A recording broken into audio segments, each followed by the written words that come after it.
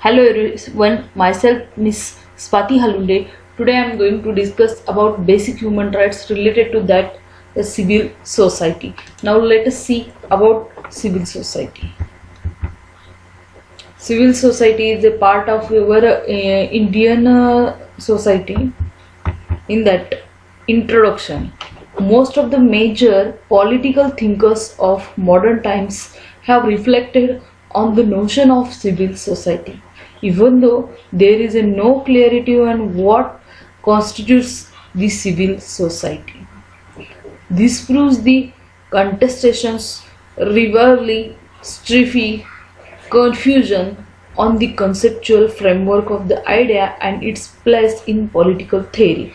These contestations have broadly taken place around the relationship between the state and civil society, with reference to democracy. Continuation with this, one set of argument is that the civil society represents autonomous associations that exist independently of the state.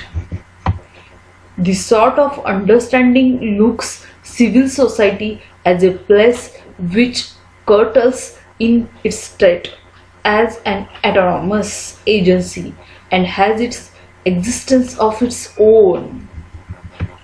If you go by this understanding, Khaf Panchayat, Lions Club, temples to cricket clubs, all the claimants to be a civil society. Again, continuation with this. On the other hand, there are another institutions such as the bar association and schools related to that civil society. Despite the existing outside the state institution, RELAM have some sort of formal legal structure and thus claiming to be a part of civil society.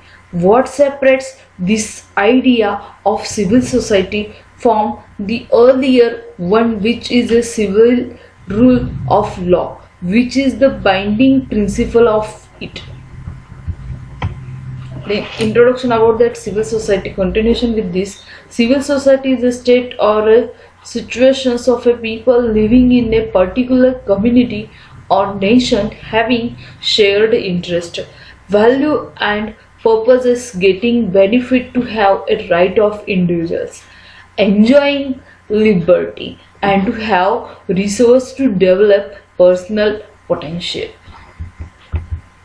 Again, continuation with this, the London School of Economics Center for Civil Society's working definition is illustrative. What it says, civil society refers to the arena of unconcerned collective action around a shared interest, purposes and values. Civil society commonly embraces a diversity of space, actors and the institutional forms, varying in their degree of formality, autonomy and power. Civil societies are often populated by organizations such as the registered characters, development, non-governmental organizations, community group, women's organization, faith-based organization, professional association, trade unions, self-help groups, social movements,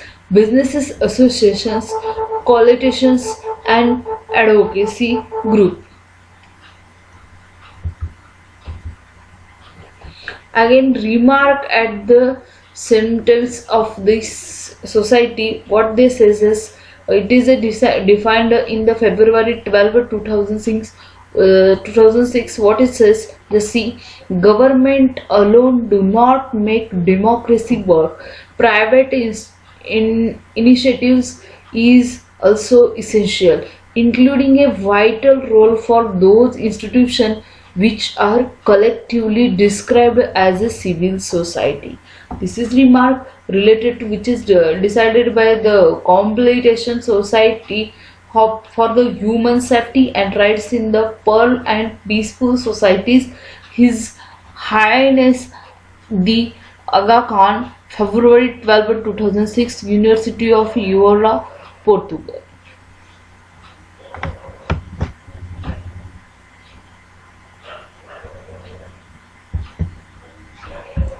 Post-modern history about that civil society.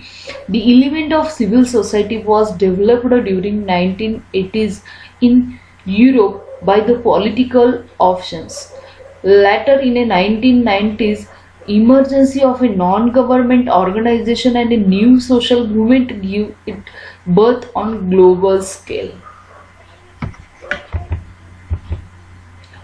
Taking the above definition, we derived the three major elements of the society, civil society. What are these three major elements? Just see: diversity, non-government organization, and democracy will play the very important role in a civil society.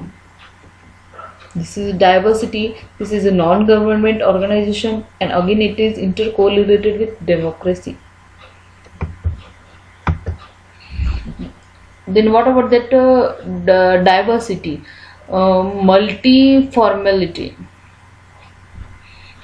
It means understanding that each individual is unique and recognizing our individual differences. These can be along of the dimensions of the race, ethnicity, gender, sexual organization, socio-economic status, age, physical abilities, religious beliefs, political beliefs, or other ideologies. It is the exploration of these differences in a safe, positive, and nourishing environment. It is about understanding each other and moving beyond simple tolerance to embracing and celebrating the each rich dimensions of a diversity contained within each individual. Non-government organization. What about that non-government organization? Just see, in non-governmental organization, NGO, we call that no, NGO is a legally constituted organization created by private organizations or people with a no participation or representation of any government in case in which NGO are founded totally or practically by the government.